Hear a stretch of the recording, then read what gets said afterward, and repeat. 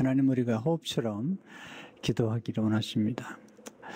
바울의 기도의 고명 가운데 쉬지 않고 기도하라, 쉬지 말고 기도하라.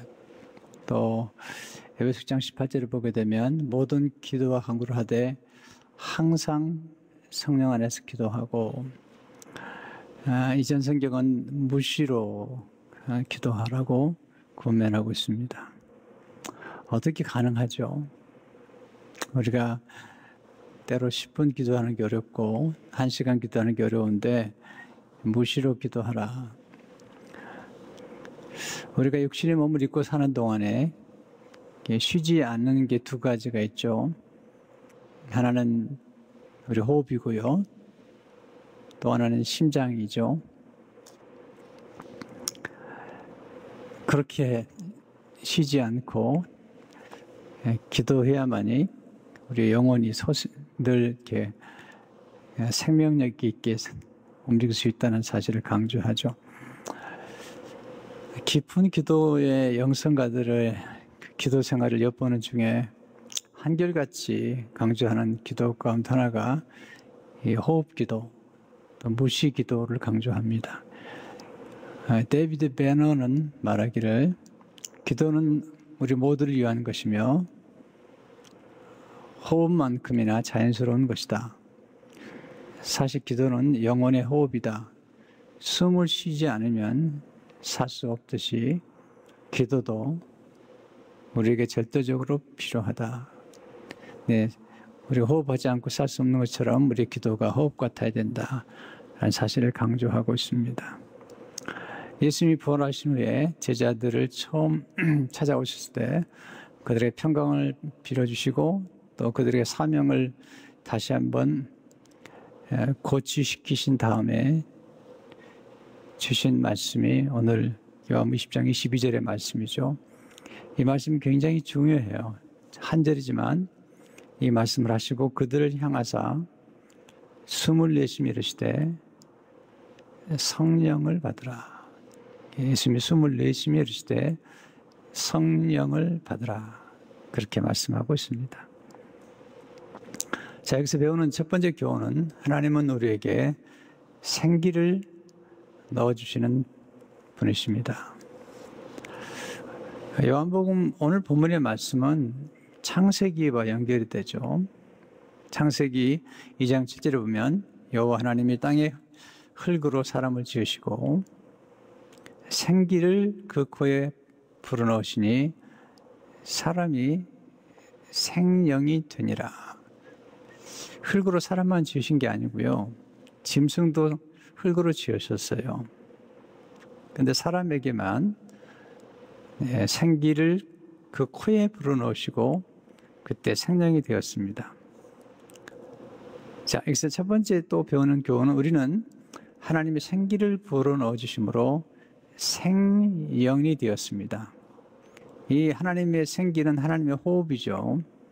근데 불어넣으셨어요. 자, 불어넣으려면 숨을 내쉬어야 되잖아요. 예수님께서 제자들을 향하여 숨을 내쉬며, 그래서 이 흙으로 만든 사람 속으로 하나님의 호흡이 들어간 거죠. 이 하나님의 호흡은 성령의 호흡이죠. 들어감으로 생령이 되었다. 이 생령이란 말은 우리가 영적인 존재가 되었다는 거예요. 살아있는 영적인 존재. 생령이라는 그 한문에 보면 성령 할 때 그 령을 쓰고 있어요. 그래서 우리 인간은 하나님과 같이 하나님의 형상을 따라 지음받은 영적인 존재가 된 거예요. 그래서 성경에 보면 우리가 죽을 때 흙은 흙으로 돌아가고 사실 우리의 영혼은 하나님께로 돌아가게 되어 있어요. 왜냐하면 우리 몸은 흙으로부터 왔고 우리의 영은 하나님으로부터 왔죠. 근데 문제는 인간이 죄를 지음으로 아담과 하와가 죄를 지은 다음에 이 영혼이 죽은 거예요. 하나님과의 단절이 된 거죠.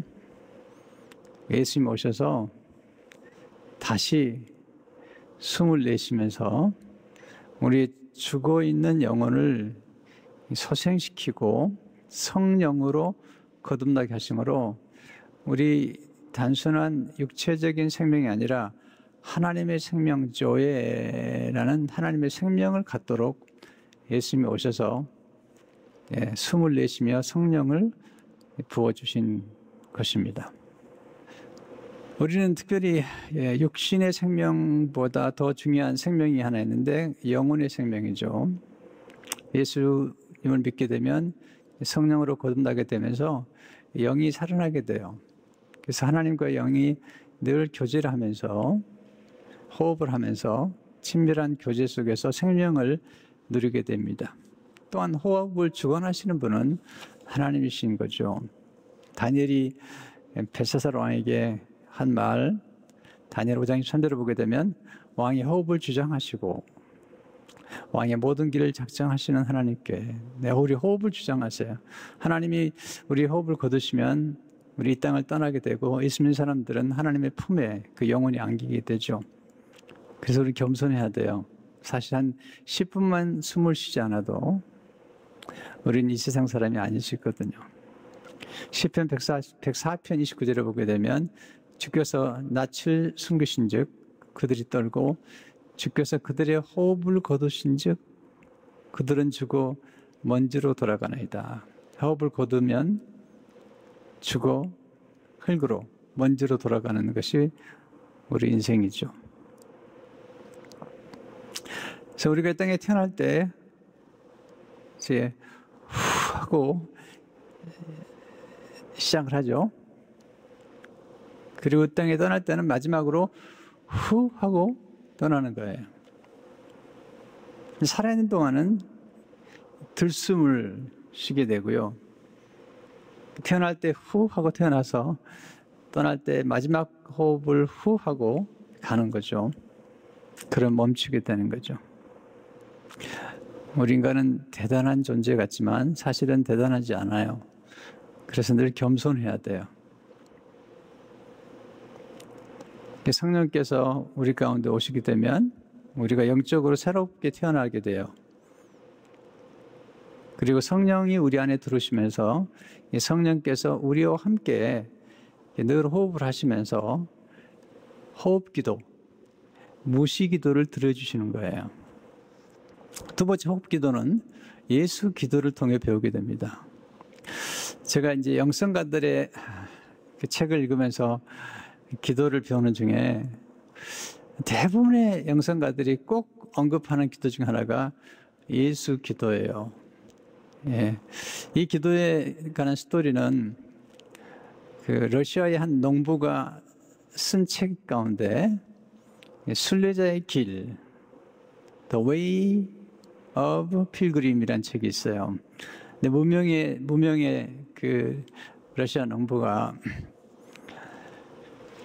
이제 교회 가서 설교를 듣는 중에 쉬지 말고 기도하라. 그리고 무시로 성령 안에서 기도하라는 설교를 들어요. 농부기 때문에 좀 지식이 부족했던 것 같아요. 그래서 이해가 안 되는 거예요. 어떻게 무시로 기도하냐는 거예요. 그래서 그것 때문에 고민을 많이 하면서 여러 교회를 다니면서 설교를 들어보는 거예요. 그런데 어떤 사람도 본인이 가지고 있는 이 항상 성령 안에서 기도하고 쉬지 말고 기도하라는 뜻을 정확하게 말해주는 분이 없는 거예요. 그러다가 이제 그 책에 보면은 이 책이 예수 기도란 그런 제목으로 번역이 됐어요. 어떤 분이 이제 번역을 했는데 사실은 번역자 이름이 나가가지고 그 번역자가 마치 지은 것처럼 됐지만 그게 아니에요. 무명의 러시아 농부가 지은 것을 그분이 편역한 것인데 마치 그분이 작가인 것처럼 나온 책이에요. 이 농부가 이제 여러 스승들을 이렇게 찾는 중에 한 스승을 만나게 돼요. 그 스승이 이제 기도를 가르쳐 주죠. 그 호흡 기도의 가장 짧은 단문 기도예요. 제가 여러분 몇 번 소개한 적이 있는데 이런 기도지. 주 예수 그리스도 하나님의 아들이시여 The Lord Jesus Christ, Son of God. 나는 죄인입니다. I am a sinner. 자비를 베푸소서. Have mercy upon me. 라는 아주 짧은 기도예요. 이 기도가 이렇게 기도할 수 있어요. 하나님의 아들 주 예수 그리스도시여 나를 불쌍히 여기소서. 조금 더 짧게 기도하면 예수 그리스도시여 자비를 베푸소서. 또는 예수 그리스도시여 나를 불쌍히 여기소서. 아주 짧은 기도예요. 네. 이게 아주 짧은 이 기도가 이제 많은 분들이 영성가들이 기도에 깊이 들어가기 위해서 이 짧은 기도를 어떨 때는 300번 또는 3000번 어떤 분은 10,000번 이렇게 기도하다가 놀라운 은혜를 체험하게 되는 거죠. 그런 중에 이제 이 러시아의 농부가 점점 이 기도의 비밀을 알아가는 것입니다. 중요한 것은 이 짧은 기도, 주 예수 그리스도, 하나님의 아들, 그리고 나는 죄인입니다. 자비를 베푸소서. 이 짧은 기도가 어디서 나왔냐는 거예요. 자, 이게 중요하잖아요. 이 기도는 예수님께서 기도에 관해서 가르치실 때 바리새인과 세리의 기도를 비유로 말씀하셔서 가르친 기도에서 나온 기도문이에요. 누가복음 18장 10절 13절을 보게 되면 두 사람이 기도하러 성전에 올라가니 예수님 말씀하신 거예요. 하나는 바리새인이요 하나는 세리라. 바리새인은 서서 떨어 기도하 이르되 하나님이여 나는 다른 사람들 그 토색 불이 간음하는 자들과 같지 아니하고 이 세리와도 같지 아니함을 감사하나이다. 나는 이래 2번씩 금식하고 또 소득의 11조를 드리나이다 하고 세리는 멀리 서서 감히 눈을 들어 하늘을 쳐다보지도 못하고 다만 가슴을 치며 이르되 하나님이여 불쌍히 여기소서 나는 죄인이로소이다 하였느니라. 하나님이여 나를 불쌍히 여기소서 나는 죄인이로소이다. 이 기도가 예수 기도예요. 예수님께서 비유의 결론을 이렇게 말씀하세요. 누가복음 18장 14절에서 내가 너에게 이르노니 이에 저 바리새인이 아니고 이 사람이 의롭다 곧 세리가 의롭다 하심을 받고 그의 집으로 내려갔느니라. 무릇 자기를 높이는 자는 낮아지고 자기를 낮추는 자는 높아지리라 하시니라. 하나님이 바리새인의 기도를 거절하시고 세리의 기도를 받으신 것입니다. 바리새인의 기도가 틀렸대요. 네, 의인이 아닌데 스스로 의인이라고 얘기하니까 그는 죄인인 거고요. 죄인인데 죄인이라고 말하니까 옳다는 겁니다. 이 의라는 것은 옳다란 말이에요. 죄인인데 의인치 않은 사람, 그는 죄인이 돼버리고요. 전 죄인입니다 라고 말하면서 죄인임을 고백하니까 예수님께서 내가 맞다, 내가 의롭다 이렇게 말씀하신 거죠. 자, 여기서 예수 기도는 어떤 기도일까요? 짧지만 저게 말씀 묵상하다가 저는 이렇게 이제 기도하고 묵상하다가 이렇게 말씀이 확 열리는 경험을 하는데 이 짧은 기도가 굉장히 의미가 있다는 사실을 깨닫게 된 거예요. 첫째로 예수 기도는 예수의 이름을 부르는 기도예요. 주 예수 그리스도 하나님의 아들이시여. 여기 주 예수 그리스도 이름을 부르는 것입니다.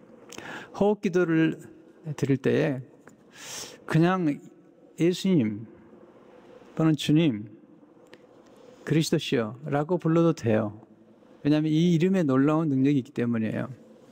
로마서 10장 13절을 보게 되면 누구든지 주의 이름을 부르는 자는 구원을 받으리라. 요한복음 12절을 보게 되면 영접하는 자 곧 그 이름을 믿는 자들에게는 하나님의 자녀가 되는 권세를 주셨으니. 또 예수님 이름으로 기도 응답을 받죠. 요한복음 14장 13절을 보게 되면 너희가 내 이름으로 무엇을 구하든지 내가 행하리니 이는 아버지로 하여금 아들로 말미암아 영광을 받으시게 하려 함이라. 이름이 정말 놀라운 이름인 거죠. 모든 이름이 뛰어난 이름, 가장 아름다운 이름, 영광스러운 이름. 오늘 우리가 찬송을 부를 때 예수님 이름이 얼마나 영광스러운지, 그 영어에 보니까 예수님 이름을 얘기할 때 sweet name이란 말을 썼어요. 네. 너무나 사랑스러운 이름이라는 거죠.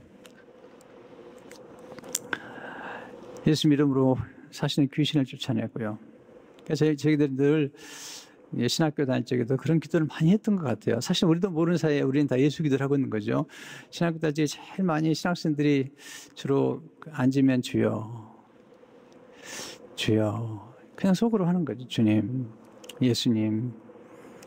내 기도가 왜 중요하냐면 이 기도가 이 도둑을 물리치는데 아주 좋은 기도라는 거예요. 영성학 가운데 티토 콜리안더의 말을 한번 귀를 기울여보세요. 이집트의 은수사인 거룩한 스톤장 이사야는 예수 기도는 정신을 위한 거울이요 양심을 위한 등불이라고 말했다. 오래된 영성가들의 이야기예요. 또 다른 사람은 그것을 집에서 쉬지 않고 울려 퍼지는 고요한 음성이라고 비유했다. 도둑이 몰래 집에 들어왔을 때 누군가가 깨어 말하는 음성을 들으면 황급히 도망친다. 집은 마음이요 도둑은 악한 충동이다. 기도는 깨어 지키는 사람의 음성이다. 그러나 깨어 지키는 사람은 내가 아니라 그리스도이다. 네, 우리가 늘 예수님, 예수 그리스도시여 이렇게 기도하면 우리 안에서 마음에 기도할 때 마귀가 찾아와서 이렇게 충동을 일으키죠. 근데 마귀가 왔다가 예수님의 이름을 듣는 순간에 그냥 도망가 버리는 거죠. 그러니까 우리가 이제 임종을 앞에 둔 분들 이제 찬송을 많이 틀어드리잖아요. 또 예수님의 이름에 관한 찬송을 많이 틀어드리는데 예수 이름만 들리면 마귀는 도망갑니다. 이 기도가 굉장히 좋은 기도죠. 왜냐하면 주의 이름을 부른 자마다 구원을 받을 뿐만 아니라 성경에 보면 주의 이름을 부르는 자마다 부요하게 된다고 그랬어요. 그러니까 우리는 예수님의 이름을 많이 불러야 되죠. 한번 생각을 해보십시오. 하나님의 아들이 예수 그리스도시잖아요. 하나님의 아버지께서 누구의 이름을 부르면 귀가 열릴까요? 네.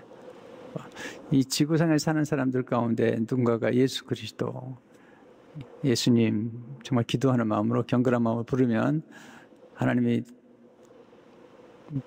길을 가다가 멈추시죠. 네, 그만큼 중요한 일. 두 번째 예수 기도는 자기를 낮추는 겸손한 기도죠. 주 예수 그리스도 하나님의 아들이시여 나는 죄인입니다. 나는 죄인입니다. 이 세례관 고백이죠.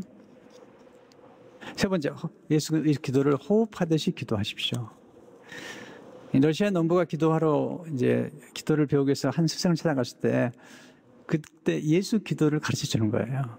왜냐하면 이제 무시로 기도하는 기도가 궁금했던 거예요. 근데 이렇게 가르쳐 줍니다. 제가 읽어드릴게요. 혼자 조용하게 앉아 있을 수 있는 조용한 장소를 찾으라. 머리를 숙이고 눈을 감으라. 그 다음에 보세요. 부드럽게 숨을 쉬면서 마음의 눈으로 그대의 심장을 들여다보라. 그대의 마음, 그대의 모든 생각을 다 모아서 그대의 마음으로부터 그대의 심장으로 가지고 가라.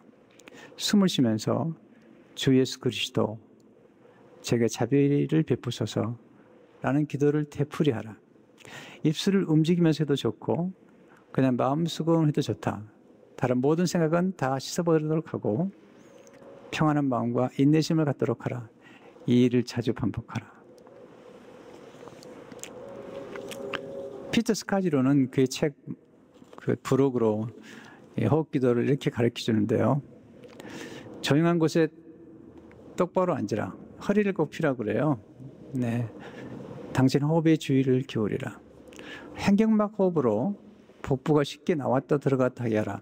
강제로 호흡하거나 너무 빨리 호흡하지 말라. 이 복식 호흡을 하라는 거죠. 어린아이들이 하는 호흡이잖아요. 그리고 생각이 산만할 때마다 다시 호흡에 주의를 기울여라. 숨을 들이쉬면서 성령으로 충만하게 해달라고 간구하라. 숨을 내쉬면서 하나님도 오지 않은 모든 것을 내보내라. 침묵 시간을 마치면서 잠시 멈추고 하나님과 함께 시간을 보내게 주신 것에 대해 감사하라.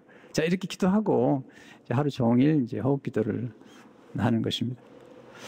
이 호흡 기도를 드리게 되면 짧은 기도죠. 단문 기도죠. 예수님, 주님, 또는 저를 불쌍하게 해주세요. 이렇게 기도를 하게 되면 놀라운 일들이 벌어지죠. 이 러시아의 농부가 처음에 이제 호흡 기도를 드리는데 잘 안 되는 거예요. 그러다가 한 3주쯤 지났을 때 호흡 기도를 드리다가 놀라운 경험을 하게 돼요. 그 경험을 한 것들을 기록을 이렇게 했어요. 제가 읽어드릴게요. 저는 다른 것에 대해서는 전혀 생각지 않고 오로지 무한한 기쁨으로 가득 차 있었습니다. 호흡 기도를 하다가 경험을 한 거죠. 그때 이후 저는 때때로 제 심장이나 마음속에 지금까지와 다른 종류의 감각을 느낄 수 있었습니다.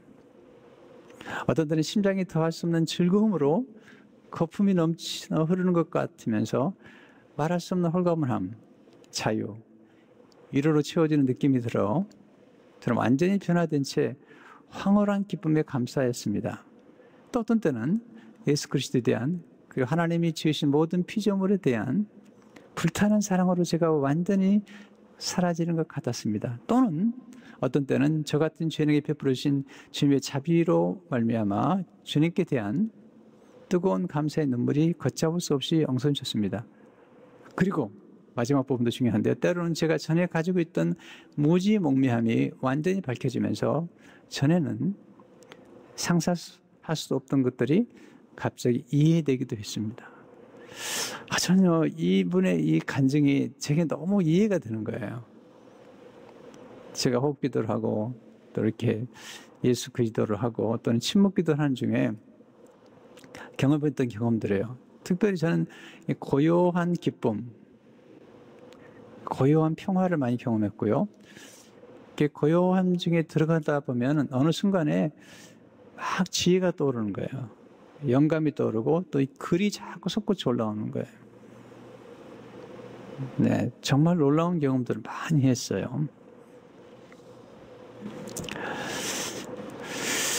한번 해보지 않으시겠어요, 여러분들?